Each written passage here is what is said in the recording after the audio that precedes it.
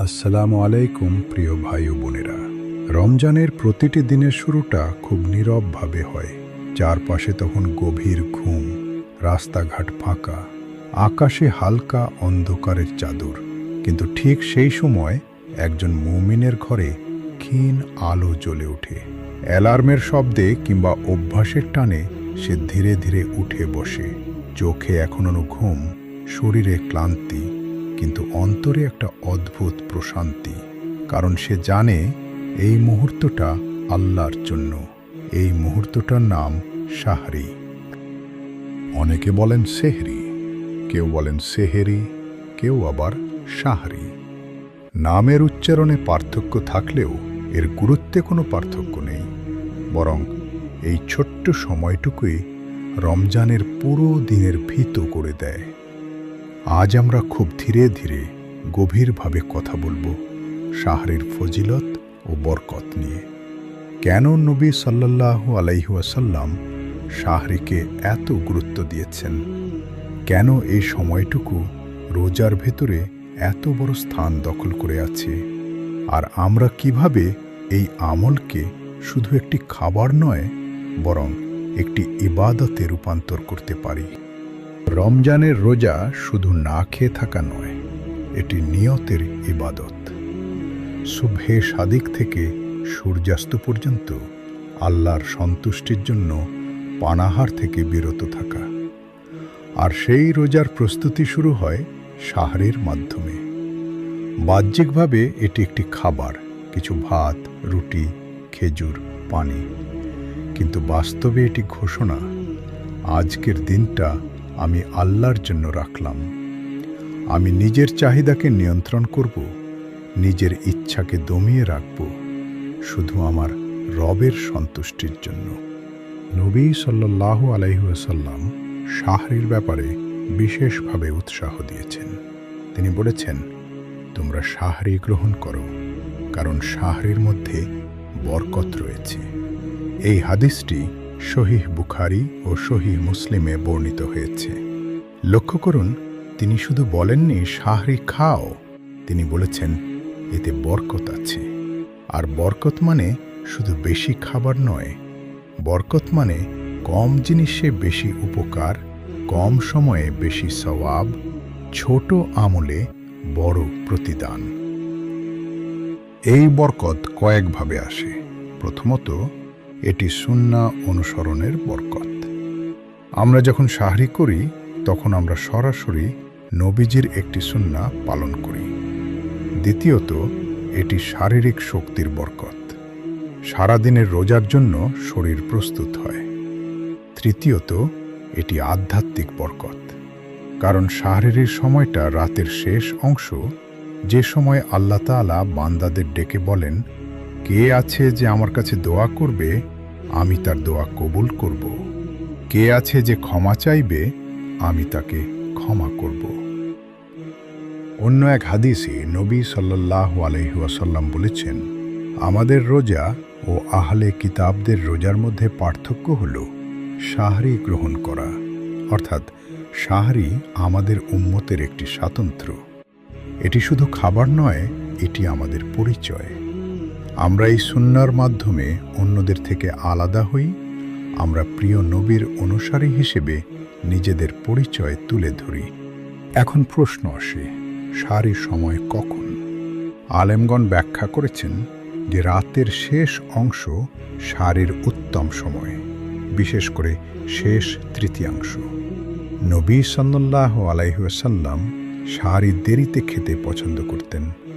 হাদিসে এসেছে, সাহাবায়ে কেরাম বলেন, আমরা নবীজির সঙ্গে শাহরি করতাম, তারপর এতটুকু সময় থাকত যে একজন 50 আয়াত তিলাওয়াত করতে পারে, তারপর ফজরের আজান হতো।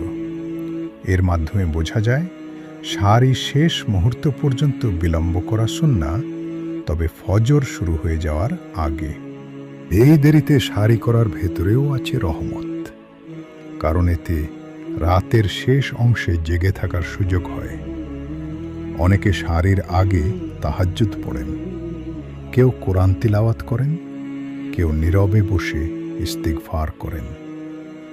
পবিত্র কুরআনে আল্লাহ তাআলা মুমিনদের প্রশংসা করে বলেছেন, তারা রাতের শেষ অংশে ক্ষমা প্রার্থনা করে।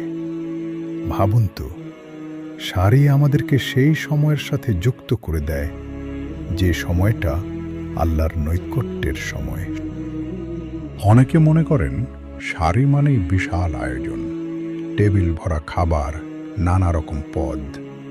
কিন্তু নবী সাল্লাল্লাহু আলাইহি ওয়াসাল্লাম আমাদেরকে সহজ পথ দেখিয়েছেন।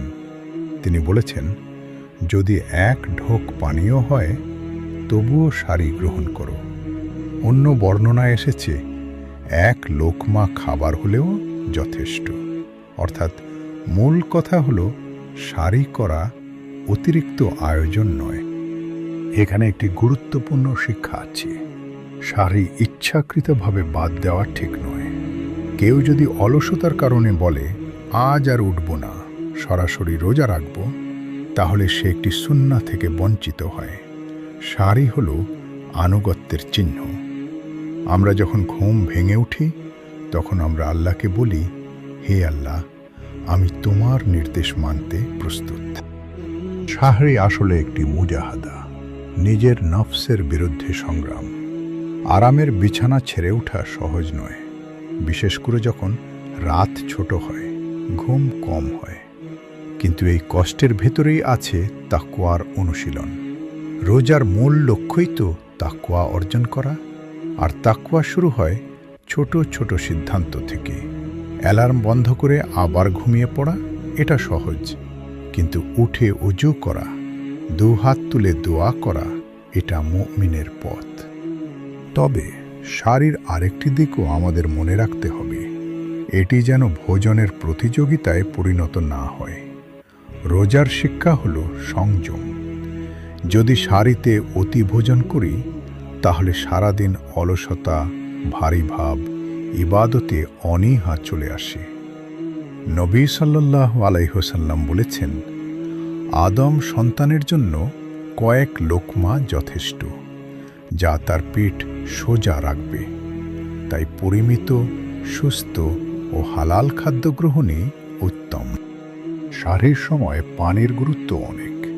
শরীরকে প্রস্তুত করা যাতে রোজা সহজ হয়। কিন্তু সব কিছুর আগে নিয়ত। সারি শুধু পেট ভরানোর জন্য নয়, রোজার নিয়তকে দৃঢ় করার জন্য। অন্তরে এই অনুভূতি জাগানো, আজকের দিনটা আল্লাহর জন্য। কখনো এমন হতে পারে যে সারির সময় কম, আর কারো ওপর গোসল ফরজ। সেক্ষেত্রে আগে সারি গ্রহণ করা যাবে, তারপর দ্রুত গোসল করে ফজরের নামাজ আদায় করতে হবে। কারণ রোজা শুদ্ধ হওয়ার জন্য পবিত্রতা শর্ত নয়, কিন্তু নামাজের জন্য পবিত্রতা ফরজ। ইসলাম আমাদেরকে সহজ পথ দেখিয়েছে, জটিলতা সৃষ্টি করেনি। আরেকটি গুরুত্বপূর্ণ বিষয় হল, সারি শুধু ব্যক্তিগত ইবাদত নয়, সামাজিক দায়িত্বেরও স্মরণ করিয়ে দেয়। আমাদের আশেপাশে হয়তো এমন পরিবার আছে যারা ঠিকমতো সারি করতে পারে না। নবী সাল্লাল্লাহু আলাইহি ওয়াসাল্লাম আমাদের শিখিয়েছেন যে নিজে পেট ভরে খায় অথচ তার প্রতিবেশী ক্ষুধার্ত থাকে, সে পূর্ণ মুমিন নয়। তাই সারির বরকত পূর্ণ করতে চাইলে আমাদের উচিত অভাবীদের কথা ভাবা, কাউকে খাবার পৌঁছে দেওয়া, অন্তত একটি পরিবারের সারির ব্যবস্থা করা। ভাই ও বোনেরা, সারি হল রমজানের নীরব সূচনা। এটি ছোট্ট একটি সময়, কিন্তু এর প্রভাব সারাদিন জুড়ে থাকে। এই সময়ের সিদ্ধান্ত ঠিক করে দেয় আমাদের দিনের গতি। আমরা কি শুধু খেয়ে আবার ঘুমিয়ে পড়ব, নাকি এই সময়টাকে দোয়া, ইস্তিগফার, কোরআন তিলাওয়াতে রাঙিয়ে তুলব, সেটা আমাদের হাতে। সারি আমাদের শেখায়, ইবাদত বড় কিছু দিয়ে শুরু হয় না, শুরু হয় একটি ছোট সিদ্ধান্ত দিয়ে। একটি অ্যালার্ম, একটি জাগরণ, একটি নিয়ত। আর সেই ছোট সিদ্ধান্তই ধীরে ধীরে একজন মানুষকে আল্লাহর নৈকট্যের পথে এগিয়ে নেয়। আপনাদের যদি আমাদের এই আলোচনা ভালো লেগে থাকে তাহলে আমাদের ইসলামিক চ্যানেল শেষ ঠিকানা সাবস্ক্রাইব করে আমাদের সাথেই থাকুন। আপনার একটি সাবস্ক্রিপশন আমাদেরকে আরও এমন উপকারী আলোচনা তৈরি করতে অনুপ্রাণিত করবে। ভিডিওটি শেয়ার করুন যাতে শাহরির এই ফজিলত ও বরকতের কথা আরও মানুষের কাছে পৌঁছে যায়। আল্লাহ তাআলা আমাদের সবাইকে বরকতময় শাহরি করার তাওফিক দান করুন। শাহরির সময়কে ইবাদতে ভরিয়ে তোলার শক্তি দিন এবং আমাদের রোজাগুলোকে কবুল করুন। আমিন।